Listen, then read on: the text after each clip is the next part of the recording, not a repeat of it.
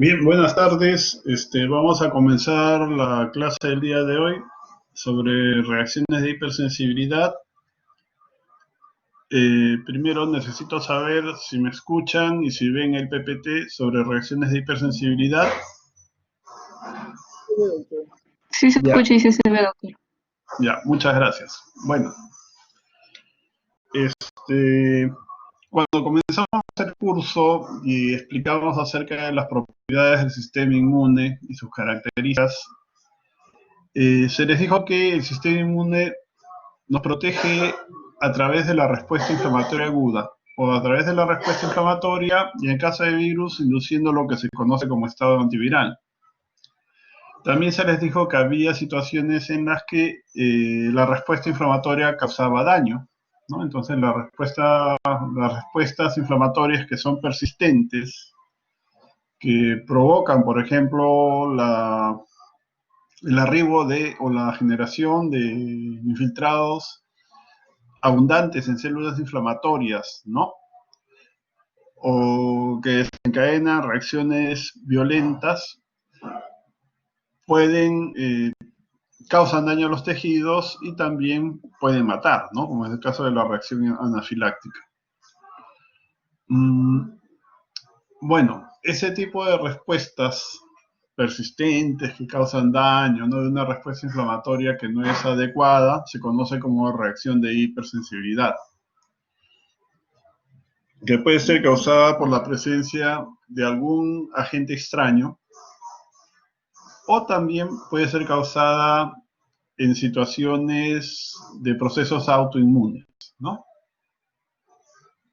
Donde el sistema inmune adaptativo ha conseguido generar células, ha conseguido activarse, ¿no? Y dar lugar a la aparición de células efectoras que se dirigen contra antígenos que son expresados por las células del organismo, ¿ya? Bueno, las reacciones de hipersensibilidad, según la clasificación de Coombs-Sigel en los años 90, se dividen en 4. La primera es la inmediata o mediada por inmunoglobulina E, que se ve en los procesos alérgicos y cuyo punto o manifestación extrema es de choque anafiláctico, puede ser mortal. La segunda es, ya la hemos estado viendo, la respuesta citotóxica dependiente de anticuerpos. Tenemos, en primer lugar, a la célula natural killer, ¿no? También hay respuestas citotóxicas que dependen de la activación de fagocitos al asociarse con células inmunes, ¿ya? Con células con las que se han combinado anticuerpos. Esa es la otra modalidad. La tercera es los procesos que se ven por depósito de complejos inmunes. Bueno, hay dos formas como estos complejos se pueden depositar. Uno en los vasos sanguíneos y el otro es cuando los depósitos se van a producir en el tejido principalmente, ¿ya? En el primer caso, el modelo es la enfermedad del suero. En el segundo caso es la enfermedad de Artus, o perdón, la reacción de Artus. Y la última es la respuesta celular, las reacciones tardías que tienen que ver con la generación de infiltrados celulares, ¿ya? Los infiltrados celulares pueden ser por activación helper 1, como el arribo de macrófagos. La otra es por activación helper 2, con el arribo de eosinófilos. Y la tercera va a ser la acción directa que van a ejercer los linfocitos TCD8 sobre las células blanco. Bueno, pasemos a ver la presentación. Bien, son 4 tipos de reacciones de hipersensibilidad, ¿no? Les expliqué. La inmediata, la mediada por citotóxica mediada por anticuerpo, por depósito de complejos inmunes, y la última es la citotóxica, pero es una citotóxica directa, que depende de las células encargadas de destruir a las células blanco. Bien, para todos los casos va a haber algún tipo de anticuerpo que esté involucrado, ¿no? El antígeno puede estar libre o puede formar parte de alguna célula o formar parte, bueno, de un tejido. Va a haber una célula que siempre va a ser representativa de la respuesta. Para las reacciones de tipo 1, el anticuerpo va a ser la inmunoglobulina E. El antígeno, sea de parásito, sea un alergeno, va a ser un antígeno soluble, ¿no? Generalmente un apteno. Y la célula principal que va a mediar este tipo de respuesta va a ser el mastocito. El mastocito tiene receptores de alta afinidad para la cadena pesada de la inmunoglobulina E y va a capturar esta inmunoglobulina. Una vez que el antígeno reingresa, entonces va a activar al mastocito al combinarse con las inmunoglobulinas E que han sido captadas por esta célula, ¿no? Si se combinan más de 2 inmunoanticuerpos, ¿no? Y estos activan 2 o más receptores, entonces la célula se va a activar, ¿ya? La enfermedad más, bueno, son la rinitis alérgica y el asma, así como la dermatitis atópica, son 3 de los procesos que se ven con más frecuencia relacionados con este tipo de respuesta. Tenemos la hipersensibilidad tipo 2. El anticuerpo va a ser la inmunoglobulina G, ¿ya?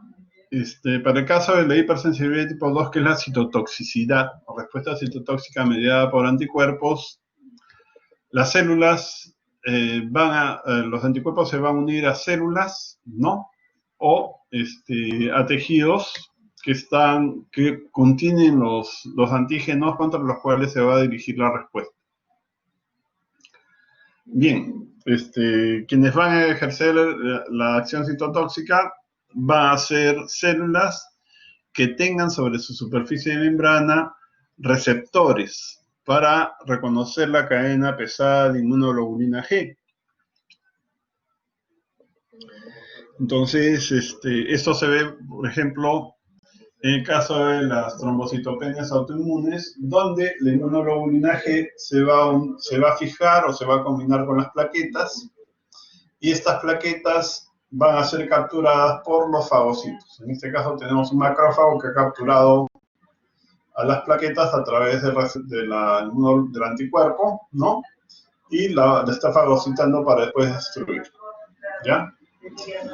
Eso se debe también en reacciones a medicamentos, ¿ya? La de tipo 3, que es por depósito de complejos inmunes, tenemos 2 modalidades, les decía, la reacción de Artus y la enfermedad del suero. En el caso de la enfermedad del suero, los complejos inmunes se van a depositar dentro del vaso sanguíneo y van a activar la respuesta inflamatoria. Uno de los elementos que va a ser activado con bastante eficiencia es el sistema del complemento, ¿no? Por lo tanto, este tipo de respuesta se caracteriza por tener infiltrados que son ricos en polimorfonucleares, ¿ya? Y los eventos trombóticos y los eventos hemorrágicos están presentes. En las reacciones que se caracterizan por la presencia de infiltrados celulares, que son consecuencia de la activación de la respuesta TH1, TH2, ¿no? Bueno, va a caracterizar a las respuestas, a las reacciones de hipersensibilidad tipo 4. Bueno, hay 3 vertientes. La primera vertiente, tenemos la activación TH1 con el reclutamiento de macrófagos, ¿no? Esto se ve, por ejemplo, en la reacción de tuberculina y en la dermatitis de contacto, ¿ya? Bueno, la actividad del TH1 activando macrófagos ya la conocemos. También conocemos la actividad del TH2 activando eosinófilos, que es la célula encargada de lesionar el tejido, o sea, ejercer la actividad citotóxica. Y finalmente el linfocito TCD8 citotóxico, cuya actividad ya la describimos la semana pasada, ¿no? También se ve actividad citotóxica en el caso de la dermatitis de contacto. Bien, hipersensibilidad tipo 1 y 2 es lo que vamos a revisar el día de hoy, ¿ya? Entonces, la primera característica es la activación TH2 y la producción de inmunoglobulina E. O sea, ese tipo de respuesta está dirigida principalmente contra aquellos antígenos que se caracterizan por ser un estímulo persistente, ¿no? Un estímulo persistente y de baja intensidad. Eso se ve en el caso de alergenos y también en el caso de antígenos provenientes de parásitos helmintos, ¿ya? La forma como se activa y se diferencia el linfocito T helper 2 ya la conocemos, ¿no? Y sabemos también que la principal interleuquina que va a tener un rol acá va a ser la interleuquina 4, ¿ya? Interleuquinas 4 y 13, los linfocitos T, al momento de colaborar con el linfocito B, durante la activación TH2 o diferenciación TH2, se va a inducir en el linfocito B la activación para la formación de inmunoglobulina E. Eso sucede en el folículo linfoide, ¿no? Una vez que el linfocito B se ha activado y se vuelve productor de inmunoglobulina E, esta inmunoglobulina E va a salir a circulación y va a ser captada por los mastocitos utilizando el receptor de alta afinidad para la cadena pesada de IgE que poseen en la superficie celular, ¿no? Cuando el mastocito captura la IgE y esa IgE queda fija, ya sabemos que, bueno, el receptor de IgE es un receptor de alta afinidad. Bueno, cuando la IgE queda fija sobre la membrana del mastocito, decimos que el mastocito ha sido sensibilizado, ¿no? Hay un concepto que es el concepto de atopía, ¿no? El concepto de atopía se asocia con las reacciones de hipersensibilidad de tipo 1. Atopía viene de atípico, y quien lo puso fue, lo hizo por la observación esta de que algunos sujetos tenían reacciones exageradas o abruptas frente a la exposición a determinado tipo de antígeno, ¿no? Bueno, se estaba hablando, bueno, la apreciación venía básicamente por el tema de las personas que hacían respuestas de tipo anafiláctico, ¿ya? En realidad, los procesos de atopía no son, o los individuos atópicos no son raros, más o menos el 30% de nuestra población tiene algún proceso atópico. Hay una predisposición genética manifiesta, ¿no? Los hijos de padres atópicos casi siempre son atópicos, ¿ya? Estos individuos, bueno, van a tener una predisposición a la formación de inmunoglobulina E, ¿ya? En algún texto decía el autor que en el caso de los atópicos se forma inmunoglobulina E cuando se debería formar inmunoglobulina G. Bueno, no sé si ese concepto seguirá vigente, pero más o menos describe cómo es la respuesta de este tipo de individuos frente a la presencia de antígenos en general, ¿ya? Hay otra teoría, que es la teoría de la higiene. En la teoría de la higiene asociaba, ¿no?, las condiciones de salubridad de los países más desarrollados o con buenos sistemas de salud a la presencia de mayor cantidad de niños y sujetos con predisposiciones atópicas. La teoría de la higiene postulaba que la falta de exposición a los antígenos ambientales y a los gérmenes comunes durante la infancia hacía que la respuesta mediada por el linfocito o digamos así, la educación del sistema inmune para poder tener una buena respuesta a TH1 se perdía, ¿no? De manera que el niño se formaba, el vacío que dejaba la falta de respuesta a helper 1 era ocupado por la respuesta helper 2, dando lugar a la presencia de respuestas de este tipo, ¿no? De respuestas atópicas. Bueno, la teoría de la higiene ha sido cuestionada, pero más o menos como que puede de alguna manera dar una idea de lo que es la falta de exposición a gérmenes ambientales y la presencia de respuestas atópicas. ¿Ok? Bueno,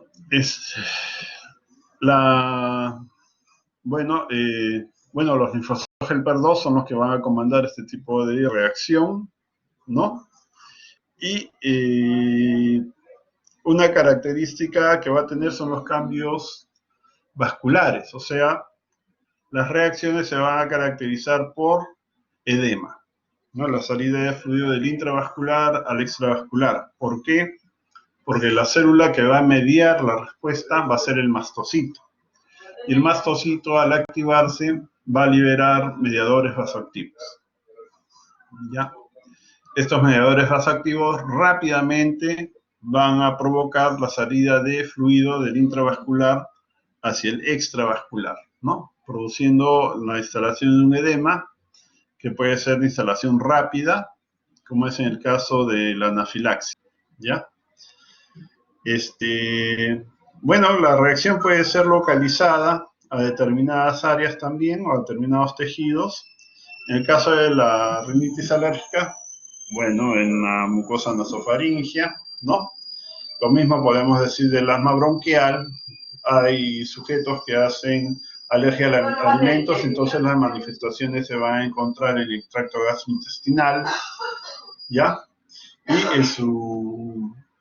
en su manifestación más grave vamos a tener los choques anafilácticos. Bueno, ya centrándonos más sobre alergenos que sobre parásitos. En general, los alergenos, bueno, definitivamente son proteínas, porque tienen que ser presentados en moléculas HLA clase 2, ¿no? Son moléculas de bajo peso molecular, muchas de ellas son aptenos. Entonces, como aptenos, la molécula por sí no puede activar a los linfocitos T. El apteno no puede ser presentado solo, no es inmunogénico. Para ser inmunogénico necesita combinarse con otra proteína. A esa proteína la vamos a llamar proteína acarreadora. Bueno, el complejo apteno, proteína acarreadora, va a ser tomado por el fagocito, va a ser procesado y después se va a presentar. No se presenta el apteno solo. El apteno se presenta con una porción de la proteína con la que se combinó. A esta particularidad, ¿no? En la presentación antigénica, en la que el apteno se presenta con una porción de la proteína acarreadora, se le llama efecto apteno acarreador. Y siempre es necesario que el apteno se presente con una porción de la proteína acarreadora para que pueda inducir, ¿no? Las respuestas inmunes, en este caso de hipersensibilidad de tipo 1. Muchas de estas moléculas tienen actividad enzimática. El ejemplo lo tenemos en el caso de los dermatofagoides, por ejemplo, de los dermatofagoides o los ácaros, ¿no? Podemos decir, bueno, el ácaro en sí no es el alergeno. El que es el alergeno son las heces de los ácaros, o sea, las enzimas que se encuentran en las heces de los ácaros. Las enzimas de las heces de los ácaros son capaces de degradar, ¿no?, los liposomas de las uniones intercelulares y acceder al interior o a la parte basal, ¿no?, al tejido. Estas moléculas son altamente inmunogénicas, ¿ya? Son altamente inmunogénicas y son las que provocan las reacciones bruscas en el caso de los pacientes asmáticos. Bueno, son moléculas que tienen una alta solubilidad, ya lo vimos al inicio, son estables porque tienen que mantenerse durante los procesos de degradación y presentación antigénica. Si van a activar linfocitos TCD4, se van a presentar en HLA clase 2. Y no son dosis dependientes, ¿no? Concentraciones tan bajas como las de 1 microgramo pueden desencadenar reacciones anafilácticas muy violentas. Bueno, las etapas de la reacción de hipersensibilidad de tipo 1, la primera es sensibilización, que va desde la captura del alergeno por parte de la célula presentadora hasta la activación de linfocitos TCD4, que a su vez van a activar a los linfocitos B para la producción de inmunoglobulina E, la que finalmente va a ser capturada por los mastocitos. Hasta ahí va la fase de sensibilización. Entonces el mastocito, que es la célula efectora, va a quedar preparado para poder activarse en caso de que se produzca un reingreso del alergeno, ¿ya? Entonces, ¿qué sistemas van a intervenir? El complejo principal de histocompatibilidad, las moléculas que son capaces de presentar el epítope del alergeno, el gen de interleuquina 4, ya les comenté, o ya sabemos, más que comentario, ya sabemos que el interleuquina 4 tiene un rol principal en la producción, en la diferenciación TH2 y la producción de inmunoglobulina E, ¿no? También va a intervenir el gen del receptor de alta afinidad para la inmunoglobulina E, ¿ya? Bueno, una vez que el mastocito ya queda listo, sensibilizado, si el alergeno reingresa, ¿no?, y toma contacto con la IgE que ha sido capturada por el mastocito se va a activar. La forma de activación es lo que se conoce como activación cruzada. O sea, dos o más receptores de mastocito tienen que activarse. Las señales van a dar lugar a tres. Al final, si las células se activan, se van a generar tres eventos, ¿no? El primero es la migración de las vesículas que contiene el mastocito hacia la periferia celular, ¿no? Las vesículas se fusionan y se liberan, liberando mediadores preformados, ¿no? Varios de los mediadores que se van a formar son compuestos vasoactivos. Entonces va a haber edema, va a haber activación de la migración celular, etc.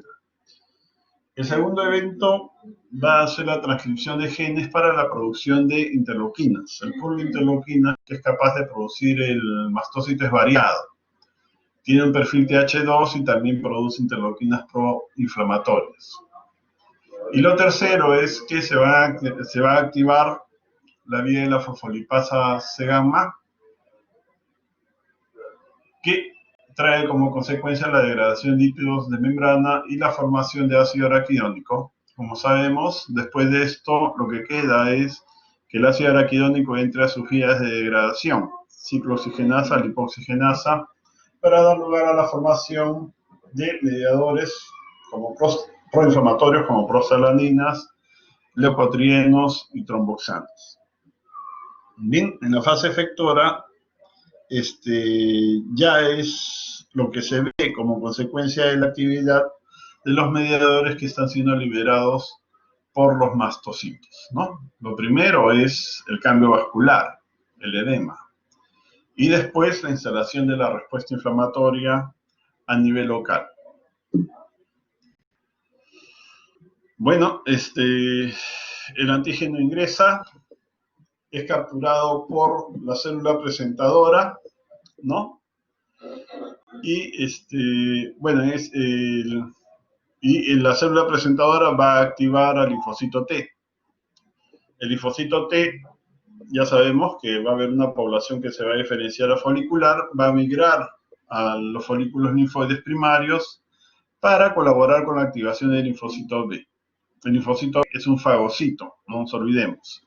Captura el antígeno, lo coloca en una vacuola fagocítica, lo degrada y después presenta la epítope determinante antigénica que va a ser reconocida por el T helper folicular. Se producen las interacciones y se produce la colaboración y activación. El linfocito B se vuelve una célula productora de inmunoglobulina E. La inmunoglobulina E va a ser liberada, va a circular y finalmente va a ser capturada por el mastocito. ¿Por qué? Porque el mastocito posee un receptor de alta afinidad para la cadena pesada de inmunoglobulina E. Acá la célula está sensibilizada, ¿ya?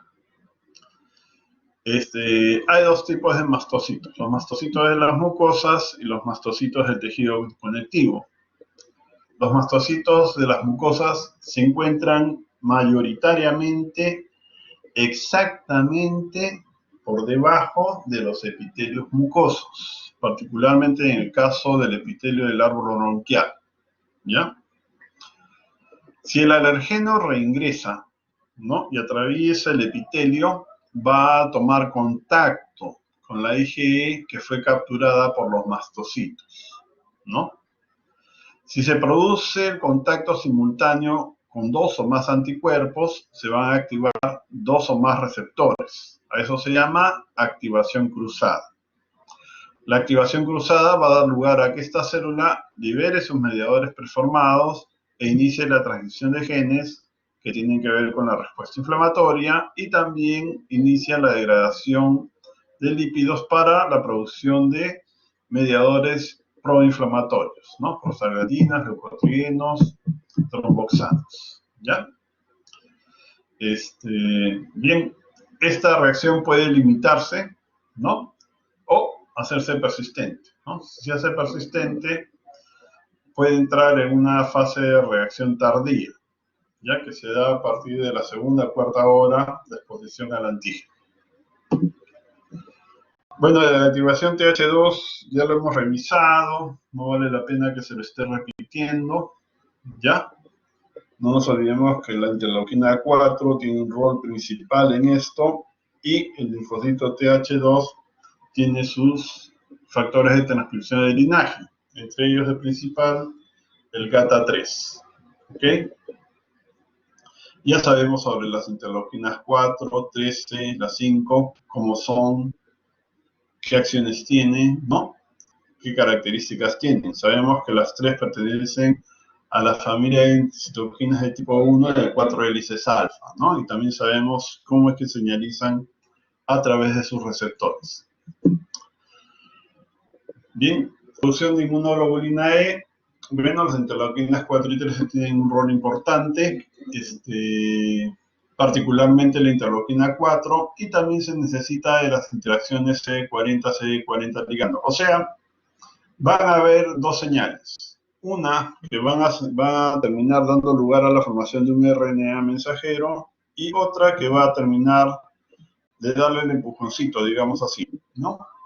Va a terminar ampliando la señalización, va a facilitar la transcripción del gen. La primera señal va a depender de la actividad de las interleuquinas, que terminan, bueno, a través del receptor de interleuquina 4, ¿no?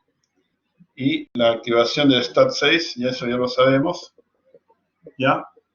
Se inicia la transcripción del gen que se encuentra en el DNA, que va a dar lugar a la transcripción de la cadena pesada de inmunoglobulina E. ¿Okay? En la segunda señal ya va a depender de las interacciones CD40 ligando, ¿no? Esta señal va a facilitar o va a permitir que la transcripción se haga por procesos de recombinación de lesional. ¿Qué quiere decir eso? Que los otros genes de cadenas pesadas van a ser eliminados, ¿no? Se conserva el gen de la cadena pesada de inmunoglobulina E. Los otros genes van a ser, van a ser bloqueados, van a ser cortados y van a ser eliminados, ¿no? Van a ser degradados. De suerte que el linfocito B, de esta manera, solo va a transcribir inmunoglobulina E. La segunda señal va a potenciar las señales que fueron generadas por las interleuquinas, ¿no? Y lo que va a suceder es que, producto del refuerzo de la señal, se va a retirar el inhibidor del factor de transcripción NF-κB. En algún momento les dije que la molécula NF-κB no estaba sola, ¿no? Normalmente se encuentra asociado a un inhibidor. Para que el NF-κB pueda ejercer su acción, es necesario bloquear al inhibidor, ¿ya? Entonces, ese bloqueo en este caso es producido por el refuerzo que ejerce las interacciones CD40 ligando, ¿no? Que libera el NF-κB e inicia la transcripción de la cadena pesada de la IgE, ¿ya? Bueno, si la interleuquina 4 y 13 potencian la producción, principalmente la 4 potencian la producción de inmunoglobulina E, ¿no? Y la actividad de la respuesta de hipersensibilidad de tipo 1, hay moléculas que lo que hacen es bloquear este tipo de actividad. Tenemos las tres primeras, el factor transformador de crecimiento beta y los interferones, 1 y 2, ¿ya? Las tres van a inhibir las transcripciones de inmunoglobulina E dependiente de interleuquina 4, ¿no? Del interferón gamma ya sabemos que antagoniza la actividad dependiente de la población helper 2, ¿no? Y también bloquean las transcripciones de los genes de la cadena pesada de inmunoglobulina E. La interleuquina 10, que sabemos que es una molécula de regulación, y la interleuquina 12, que está más vinculada a la respuesta helper 1, van a inhibir la producción de inmunoglobulina E y van a amplificar la producción de IgG4, que es el anticuerpo IgG de regulación, ¿no? La interleuquina 21 también inhibe el cambio de isotipo a IgE. Y sobre la IgG4, ya lo comentamos en su momento, es una molécula que actúa por competencia, ¿no? Compitiendo con la inmunoglobulina E por el alergeno. De manera que secuestra el alergeno y evita que la molécula pueda tomar contacto con la IgE, ¿ya? De esta forma recula las respuestas de hipersensibilidad de tipo 1.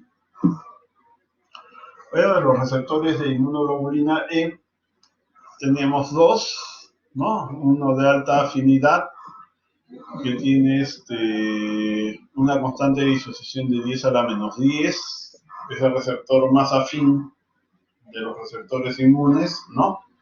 Y su expresión principalmente va a ser en mastocitos, basófilos y eosinófilos, ¿ya? Para los tres casos, este receptor va a ser un receptor de activación, ¿no? Lo pueden expresar macrófagos o pueden expresar células dendríticas, ¿no? Y también las células de Langerhans. Y en este caso, este receptor funciona como un receptor que fagocita la captura de alergenos para activar a las poblaciones de linfocitos, ¿ya? El otro es un receptor de regulación, que es un FcεR2, ¿no? De baja afinidad. Bueno, lo expresan los linfocitos B principalmente, también los T, expresan células de Langerhans y macrófagos, además de plaquetas de eosinófilos, ¿ya? Bueno, en el caso de los linfocitos B también participa en los eventos de diferenciación de linfocitos B y activación de monocitos. Bien, lo tenemos acá el receptor, la cadena alfa, ¿no? Noten que la cadena alfa no tiene secuencias de activación, ¿no? Las secuencias de activación las tienen las moléculas asociadas. Una cadena beta, ¿no? Que tiene una secuencia ITAM, ¿ya? Y tenemos un homodímero que es el homodímero gamma. Este homodímero gamma es compartido, por ejemplo, con el receptor el receptor para IgG en la natural killer, la molécula C16. También es compartido con el receptor de alta afinidad para IgG, ¿ya? O sea, la molécula Fc gamma R1 o CD64. Este homodímero gamma posee en su tallo intracitoplasmático la secuencia CITAM, ¿no? Las secuencias CITAM o de activación asociadas a tirosina sinases. ¿Ya? O sea, una vez que se tiene la combinación y la activación de por lo menos dos cadenas alfa, las moléculas asociadas beta y gamma se van a fosforilar, iniciando una cascada de señales que va a terminar con la exocitosis de los gránulos, ¿no? La transcripción de genes para la formación de interleuquinas y la degradación de lípidos de membrana para la producción de prostaglandinas, leucotrienos y tromboxanas. ¿Ya? Más sobre el receptor. Acá tenemos una célula presentadora de antígenos que ha capturado una IgE. Esta IgE que ha sido captada le sirve a la célula presentadora para endocitar el alergeno, en este caso, procesarlo y presentarle epítope al linfocito TCD4. ¿Ya? El Fc epsilon el LR2 es una molécula de regulación. Bien. La activación del mastocito se produce por activación cruzada. ¿Ya? Activación cruzada. Son 3 eventos los que se van a dar. Liberación de mediadores preformados, ¿no? Transcripción de genes para la producción de interleuquinas. El perfil es TH2 y también inflamatorio. Y finalmente, la degradación de los lípidos de membrana para la producción de derivados del ácido araquidónico, prostaglandinas, leucotrienos, tromboxanos. Les decía hace un rato que los mastocitos, hay dos subpoblaciones, los mastocitos del tejido conectivo y los mastocitos de las mucosas. Una de las diferencias importantes que tienen estas poblaciones es su dependencia, o sea, para activarse, su dependencia de la inmunoglobulina E, ¿no? En el caso de los mastocitos de las mucosas, estos se activan, la activación depende más del reconocimiento de las IgE, del antígeno por parte de las inmunoglobulinas E que han capturado. A estos mastocitos se les llama mastocitos T-dependientes, ¿no? Porque dependen de la producción de inmunoglobulina E, ¿ya? En cambio, los mastocitos del tejido conectivo no dependen tanto, tienen receptores para IgE, pero no en la cantidad que tienen mastocitos de las mucosas. La activación de estas células se puede producir por algún tipo de daño. Por ejemplo, si hay un golpe, un trauma, estos mastocitos se van a activar directamente, ¿ya? Si hay alguna quemadura, el mastocito se va a activar. No depende de la IgE, necesariamente. Bien, otra diferencia importante es el contenido molecular, ¿no? Unos tienen heparina, ¿ok?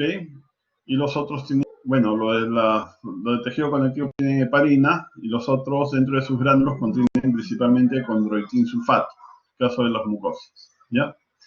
Y en el caso de los tejidos, de los mastocitos del tejido conectivo, estas células son productores o tienen un buen contenido de moléculas de histamina en sus gránulos.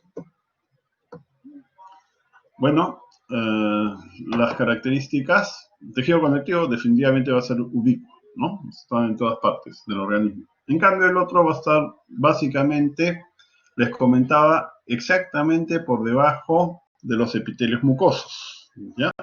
Entonces se va a ubicar principalmente en la mucosa del tracto gastrointestinal y en la mucosa del árbol respiratorio, debajo de los epitelios. Su vida media, mayores para el mastocito del tejido conectivo. Dependencia del linfocito T es para los mastocitos de las mucosas. La expresión de receptores de alta afinidad para la inmunoglobulina E la tienen más los mastocitos de las mucosas, ¿no? 25 por 10 a la 5 contra 3 por 10 a la 4, ¿no?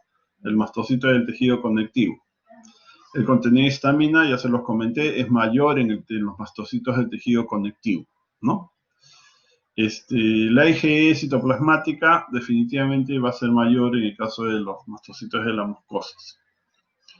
Y los proteoglicanos, la heparina para los mastocitos del tejido conectivo y condroitin sulfato para el caso de los mastocitos de las mucosas. Bueno, esta es la gráfica de la vía de señalización intracelular del mastocito, que trae como consecuencia la formación de las moléculas efectoras, ¿no? Bien, entonces, acá estamos, ¿no? La activación es una activación cruzada. Este mastocito se sensibilizó porque capturó dos moléculas de inmunoglobulina E. Cuando el alergeno reingresó, tomó contacto con las IgE que fueron capturadas por los receptores del mastocito. Noten que hay dos. Se tienen que unir a dos o más receptores. A eso se le llama activación cruzada. El receptor de IgE no tiene secuencias ITAM o secuencias de activación en su tallo intracitoplasmático, por lo que requiere asociarse con otras moléculas, ¿no? Entonces tenemos la cadena beta, acá, ¿no? Que tiene la secuencia que se va a fosforilar, que es la secuencia FIN, ¿ya? Y tenemos las moléculas ITAM, ¿no? Acá hay esta tiene una secuencia ITAM. Y tenemos el homodímero gamma, que también posee secuencias de activación ITAM.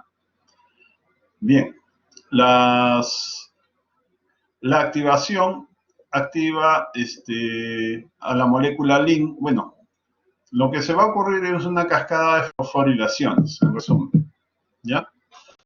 La cascada de fosforilaciones va a dar lugar a la activación de un grupo de proteínas adaptadoras. No vamos a describir la secuencia porque es van a terminar enredándose, ¿ya? El punto es que se van a generar tres vías de activación. Se van a activar tres rutas. Una es la de la fosfolipasa C gamma, que está acá.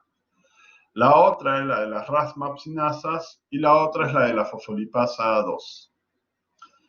Por el lado de la fosfolipasa C gamma, un evento importante que se va a presentar es la generación de inositol trifosfato, ¿no? El inositol trifosfato que se encuentra en la membrana celular va a ser fosforilado para la formación de inositol trifosfato y la liberación de diacilglicerol, ¿ya? Bueno, se activa la proteína quinasa C. Por esta ruta se van a producir la contracción de los filamentos de miosina, ¿no? O de la cadena ligera de miosina, produciendo la contracción celular. Y también se va a provocar por esta vía del inositol trifosfato el incremento de los niveles de calcio intracelular, ¿ya? El calcio se va a incrementar, que se va a liberar, va a provenir básicamente del retículo endoplásmico.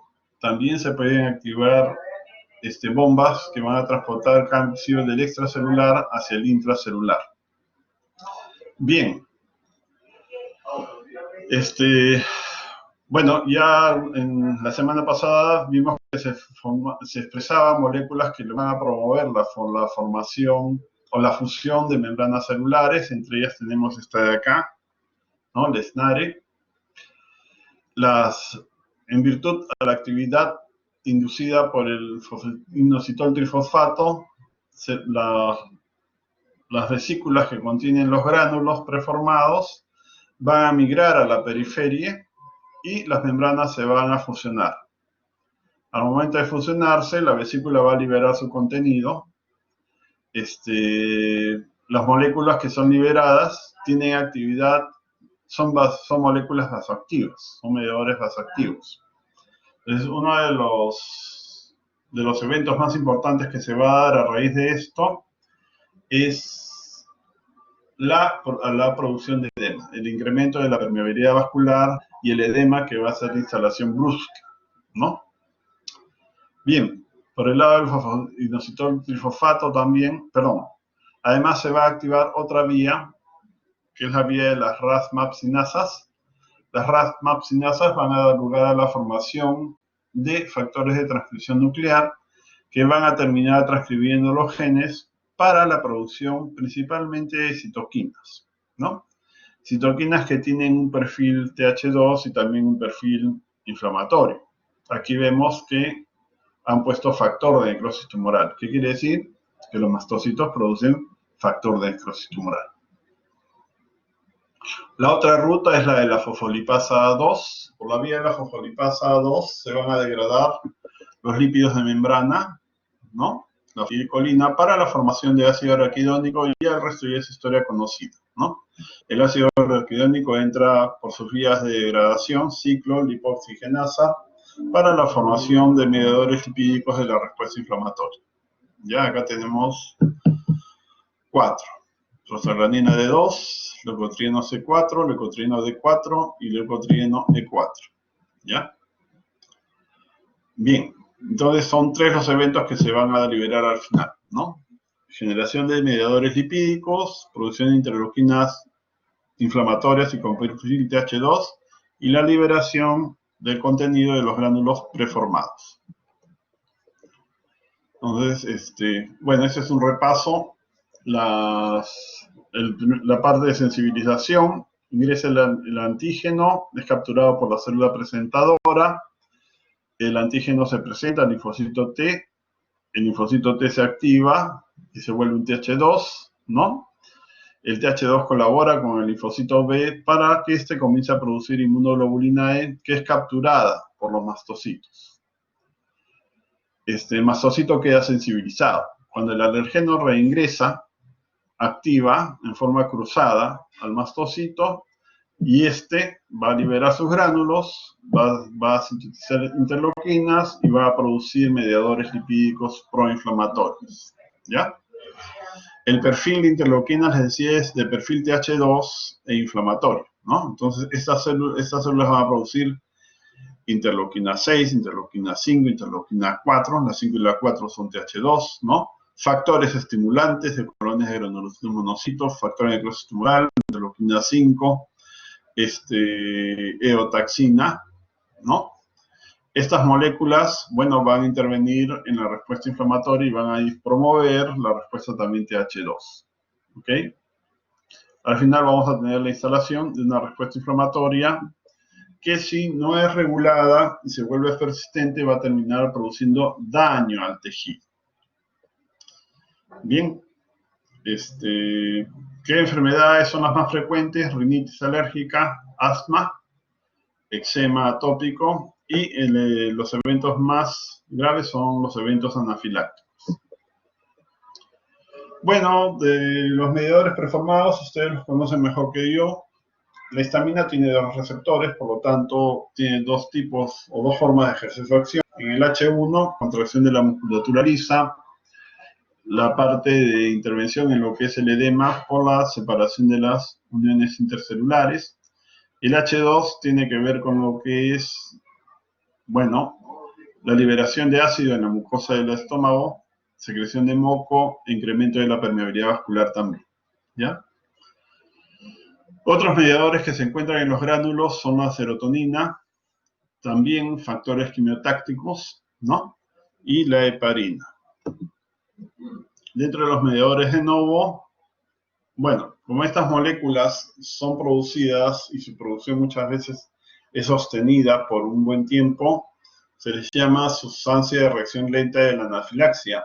Mayoritariamente se caracterizan porque producen una contracción sostenida de la musculatura lisa del árbol bronquial, ¿ya? Tenemos a los cuatro, el LTB4, LTC4, LTD4 y el LTE4, ¿ya? Bien, ya sabemos que son derivados del ácido araquidónico y hay un mediador adicional que es el factor activador de plaquetas, ¿no? Que al activar a las plaquetas, estas también van a aportar su cuota de derivados del ácido araquidónico para reforzar, ¿no?, la respuesta inflamatoria. Bien, en la fase tardía, o sea, si hay un paciente que está teniendo este tipo de respuesta, particularmente en el caso de los asmáticos, no es deseable que lleguen a la fase tardía, porque ya la fase tardía implica otro tipo de manejo, ¿no? Y también, de repente el paciente va a requerir internamiento para un tratamiento sostenido, ¿ya? La fase tardía se caracteriza por el arribo de eosinófilos al tejido pulmonar, ¿no?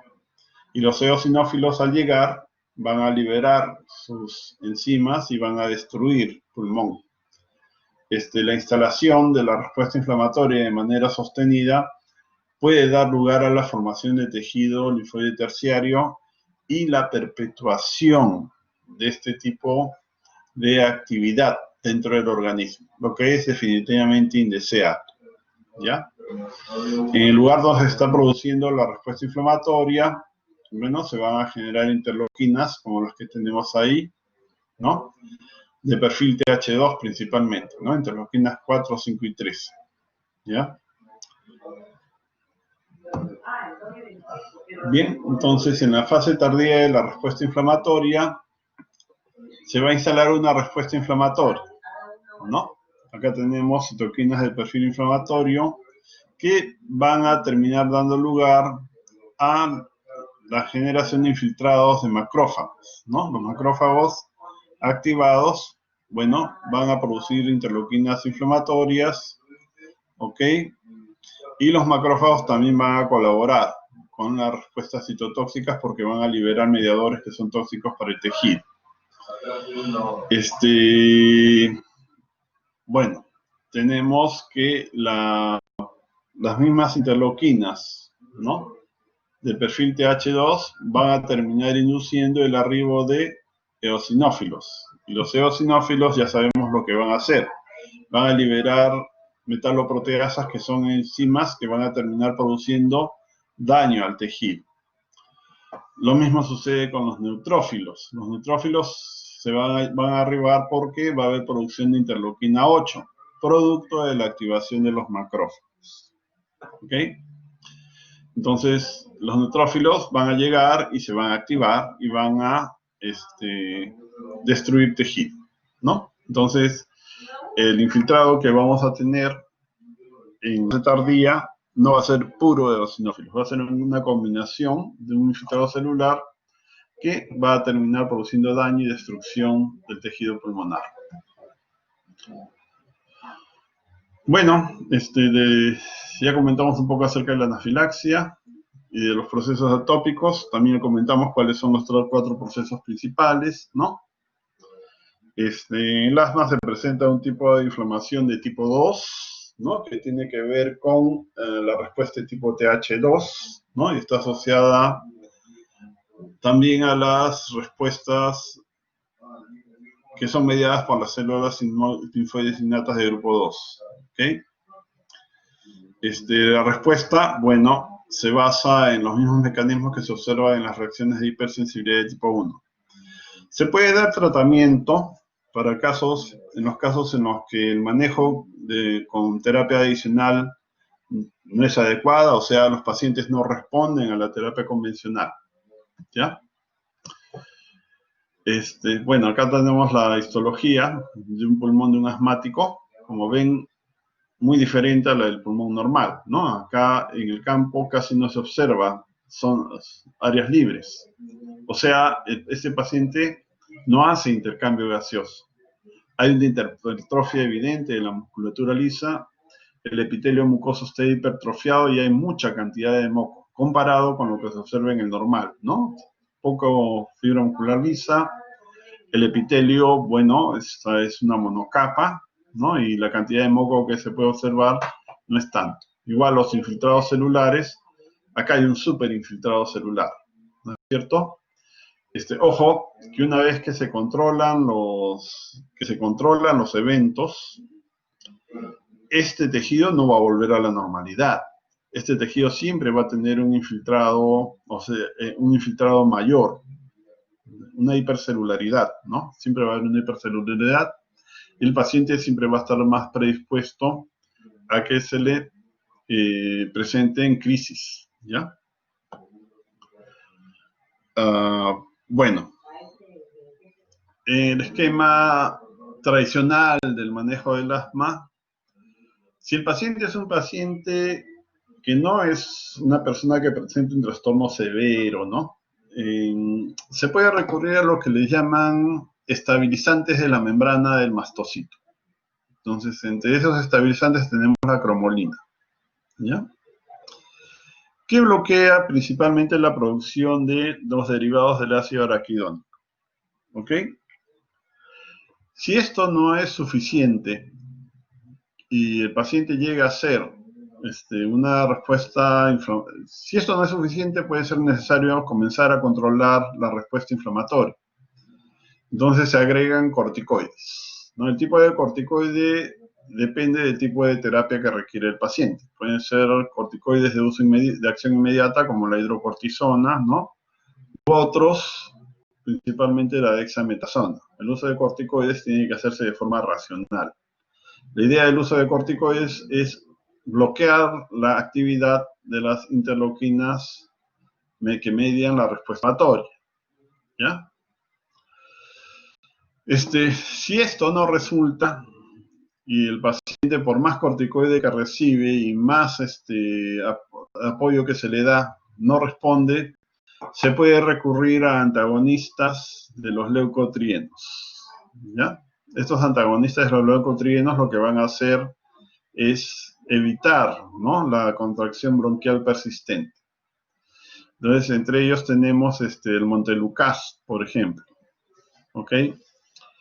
En situaciones de emergencia, se puede inducir relajación en los pacientes en estado asmático, se puede inducir la relajación de la musculatura lisa bronquial administrando epinefrina, ¿ya?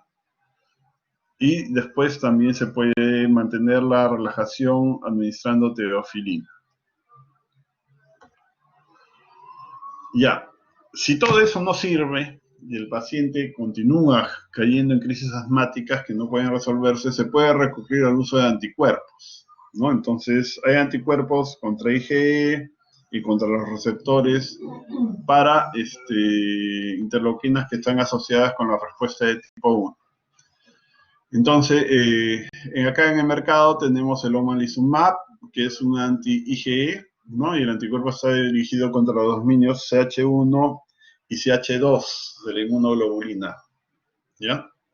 Y eso se da en el caso de que el paciente no tenga una respuesta adecuada a la administración de corticoides. El otro anticuerpo es el mepolizumab, que es un anti-interleuquina 5. Entonces, si es un anti-interleuquina 5, se indica en el caso de que haya mucha actividad de eosinófilos, ¿no? Entonces, son pacientes que tienen exacerbaciones que van acompañados de eosinofilia y que están recibiendo tratamiento con corticoides. El otro es el benralizumab. Este está dirigido contra la cadena alfa del receptor de interleuquina 5, ¿no? El receptor de interleuquina 5 tiene dos cadenas, ¿no? La cadena alfa del receptor y una cadena beta común, ¿ok? Esos también va a ser utilizado en el caso de pacientes que tienen crisis frecuentes con presencia de eosinofilia, ¿no? El otro es el Reslizumab, es un anti-interleuquina 5, también se usa en pacientes con eosinofilia, ¿no? Y que reciben corticoides, ¿ya? Entonces la interleuquina 5 es un blanco y su receptor, ¿no? Son un blanco contra el cual se puede instalar una terapia, ¿ya? Los otros son de la interleuquina 13, el lebrikizumab, ¿no?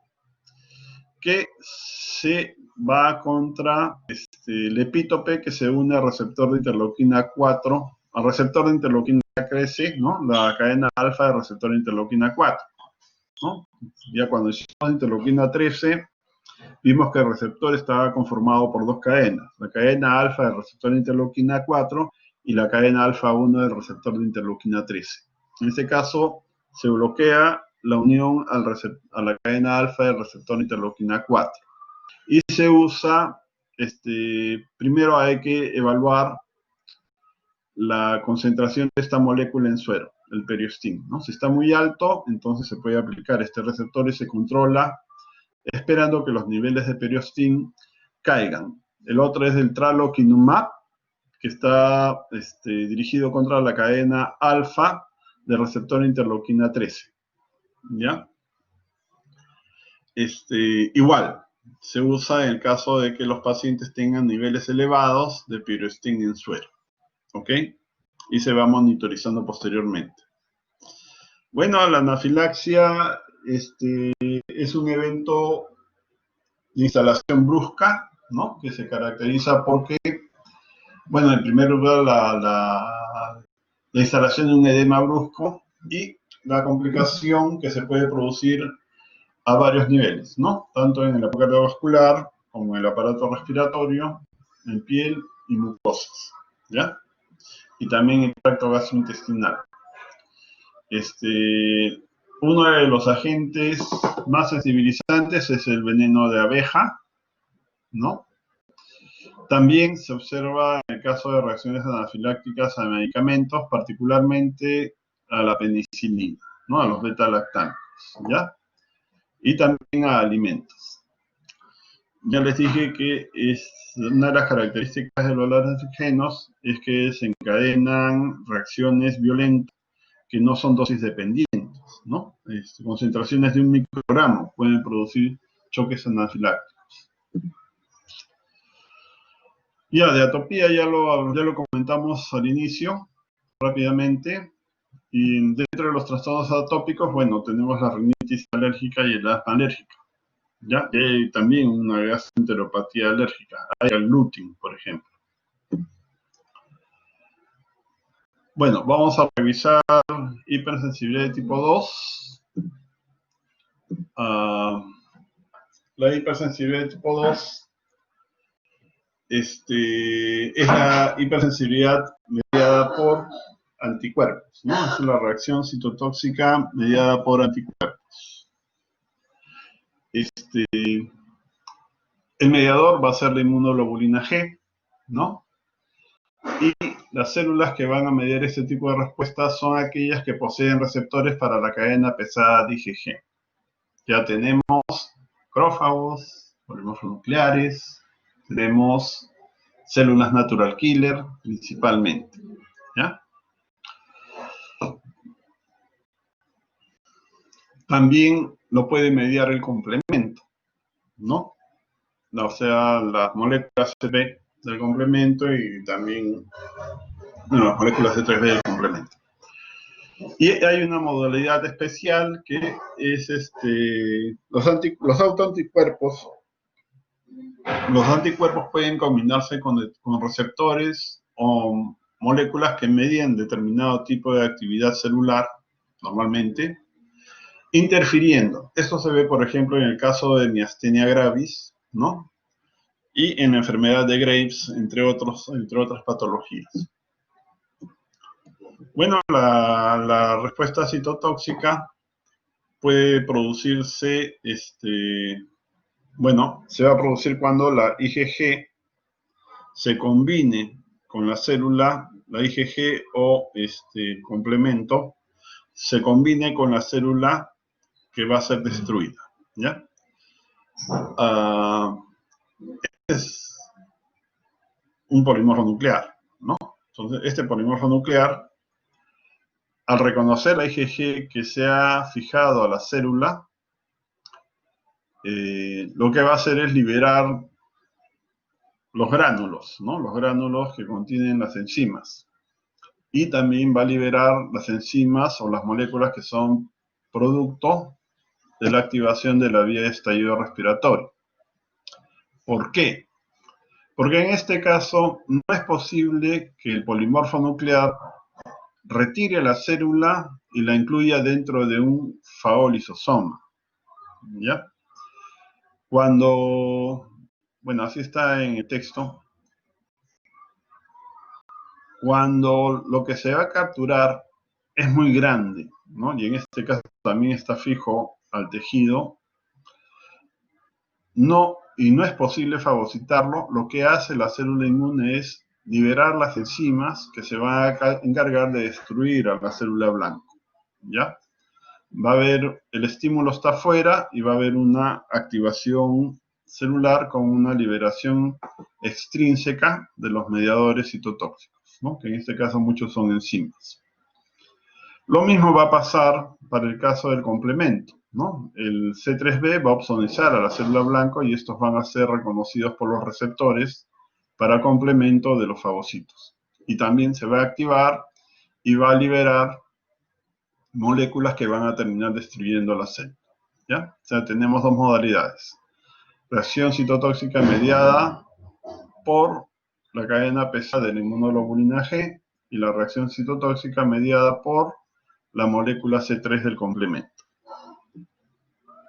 Más exactamente C3b. Bueno, tenemos el mecanismo de el mecanismo citotóxico, en el cual la célula va a ser capturada por el fagocito y va a ser incluida dentro de un fagosoma, ¿no? Para ser destruida, que es dentro de una forma análoga a lo que sucede en el caso de la captura de gérmenes, ¿no? Esto se ve, por ejemplo, en los casos de trombocitopenias autoinmunes, ¿no? Las plaquetas, imaginamos que esta es una plaqueta, la plaqueta va a ser opsonizada por complemento, por anticuerpos, y después el complejo inmune va a ser capturado por los fagocitos para ser destruido, ¿ya? El otro es el que expliqué hace un rato, ¿no? Que el anticuerpo se fija a la estructura, ¿no? Formando complejo, en este caso es un anticuerpo que se está fijando a algún antígeno que es expresado en la membrana basal. Entonces, el fagocito no puede capturar la membrana basal e incluirla dentro de un fagolisosoma. Por lo que al activarse lo que hace es liberar las enzimas que terminan destruyendo, en este caso, la membrana basal. Hay una fagocitosis frustrada, según Lalande. Bueno, dentro de este tipo de respuestas, tenemos las reacciones transfusionales por incompatibilidad del grupo A-BO, ¿ya? Que producen una respuesta a... Les dije que en la incompatibilidad A-BO lo que se va a encontrar es una hemólisis intravascular, ¿no? Característica. Y la otra es por incompatibilidad RH. Bien, ¿por qué hay inmunoglobulina M presente normalmente en las personas, ¿no? El recién nacido no posee anticuerpos anti-A. Si es grupo O, no tiene anticuerpos anti-A ni anti-B, ¿ya? Y no los tiene porque, bueno, esos anticuerpos se adquieren por las interacciones que se van sucediendo en la medida que se va instalando la flora intestinal, ¿no? Los gérmenes que forman parte de la flora intestinal tienen antígenos A y antígenos B. O sea, esos antígenos A y B son compartidos con las bacterias. En el caso de las personas grupo O, ¿no? Estos terminan sensibilizando contra los antígenos A y B. Como la sensibilización ocurre en el tracto gastrointestinal, la activación debe corresponder mayoritariamente a la población de linfocitos B1, ¿no? Y sabemos que la población de linfocitos B1 son productores de inmunoglobulina G. Otro aparte es que la diferencia que hay entre los grupos sanguíneos es por la exposición de azúcares. Entonces la reacción está dirigida contra carbohidratos, lo que apoya aún más, ¿no?, la formación de anticuerpos de tipo IgM. Entonces, la diferencia entre el A y el B es el tipo de carbohidrato y su posición, ¿ok? Y el O no exhibe los carbohidratos que sí exhiben los grupos sanguíneos A y B. De esta forma, el B formará anticuerpos anti-A y el A formará anticuerpos anti-B. La característica, la IgM es una molécula que activa directamente complemento y de esta forma produce la lisis osmótica, perdón, la lisis intravascular, ¿no? Hemólisis intravascular. ¿Qué es diferente para el caso del grupo sanguíneo RH o grupo D? En el caso del grupo sanguíneo RH, este no se encuentra en las bacterias, ¿no? Para que el niño o para que se produzca la sensibilización, es necesario que se produzca una transfusión sanguínea RH positiva a una persona RH negativa, ¿ya? En el caso de la gestante se puede sensibilizar durante la gestación. Si es una RH negativa y gesta a un niño RH positivo, puede sensibilizarse y terminar produciendo anticuerpos anti-RH. El problema lo va a presentar durante la siguiente gestación RH positiva, ¿no? Porque la madre ya se sensibilizó. La sensibilización ocurre normalmente al momento del parto, ¿no? Al término del embarazo, del primer embarazo, ¿ya? Entonces, la madre sensibilizada en la segunda gestación va a formar anticuerpos anti-RH que van a terminar siendo transportados al interior del torrente sanguíneo fetal. Esos anticuerpos van a ir destruyendo, ¿no?, los hematíes del feto. La destrucción no se produce tanto de forma intravascular, sino la destrucción se va a producir en hígado y en vaso, ¿ya? Principalmente en vaso. Esta forma de destrucción de hematíes se llama extravascular y es mediada principalmente por inmunoglobulina G. ¿Ya? Hay otros grupos sanguíneos que también pueden producir este tipo de reacción de hipersensibilidad, ¿no? Por ejemplo, tenemos al grupo KEL, al grupo DAFI, ¿no? Y vamos al grupo M, también vamos a verlo en un ratito.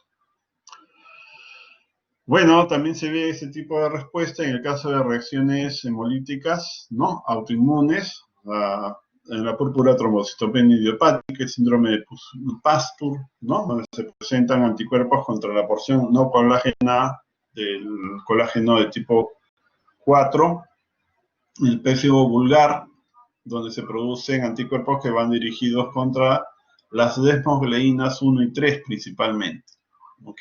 Y también en reacciones inducidas por drogas, ¿no?, que se asocian mucho con reacciones también de tipo lítico. Acá tenemos los grupos sanguíneos que están asociados con ese tipo de reacción de hipersensibilidad mediada por anticuerpos. Ya les comenté del ABO, ya les comenté del RH, los antígenos, el KEL, el DAFI y el grupo sanguíneo MN también se describe con frecuencia, ¿no?, como causantes de reacciones hemolíticas, ¿ya? Para el KEL y el DAFI, la respuesta va a ser por sensibilización, igual a lo que sucede con el RH. En cambio, en el MN la sensibilización es natural. Las personas que no tienen antígeno MN se sensibilizan porque es un antígeno que es compartido con bacterias, o sea, van a ser anticuerpos de tipo IgM, ¿ya? Bueno, la respuesta citotóxica mediada por células natural killer ya lo describimos, ¿no? Ya la conocemos. Las natural killer tiene el receptor CD16 que reconoce la cadena pesada del IgG que está asociado a la célula blanco. Y al suceder esto, al reconocer el complejo inmune, la célula se activa y elimina la célula blanco por mecanismos de apoptosis, ¿no? Mediados por granzimas y perforinas.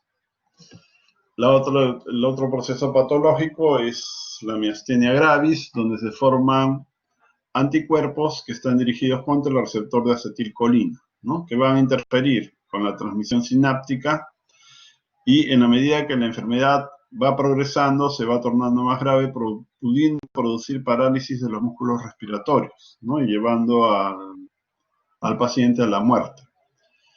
En las reacciones a fármacos, ¿no? Los fármacos pueden asociarse y sensibilizar a los sujetos y puede dar lugar a la producción de inmunoglobulina E, ¿ya? Puede dar lugar a la generación de reacciones anafilácticas porque los fármacos en muchos casos son aptenes, ¿ya?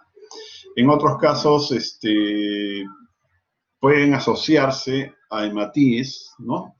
Y en el caso de la asociación a hematíes pueden terminar dando lugar a la formación de anticuerpos de tipo IgG, produciendo en su momento reacciones de tipo hemolítico y también pueden dar lugar a la formación de complejos inmunes en cantidades importantes, los que terminan depositándose, ¿no? Produciendo reacciones de hipersensibilidad de tipo 3.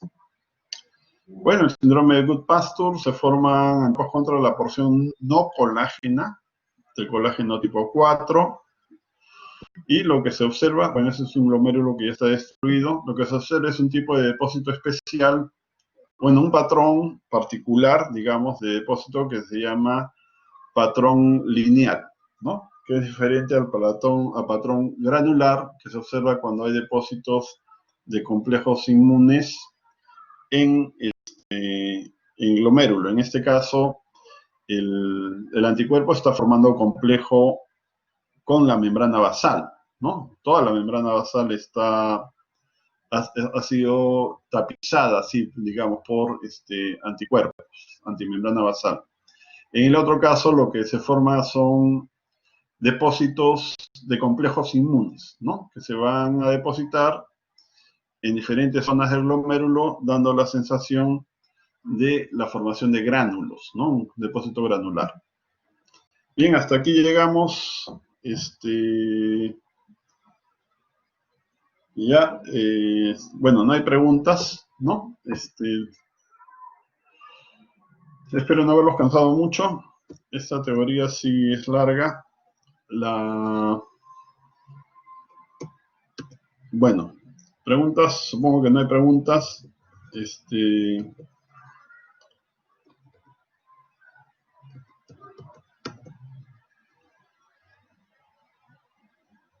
Si no hay preguntas, podemos dar por concluida la reunión. Muchas gracias por su participación.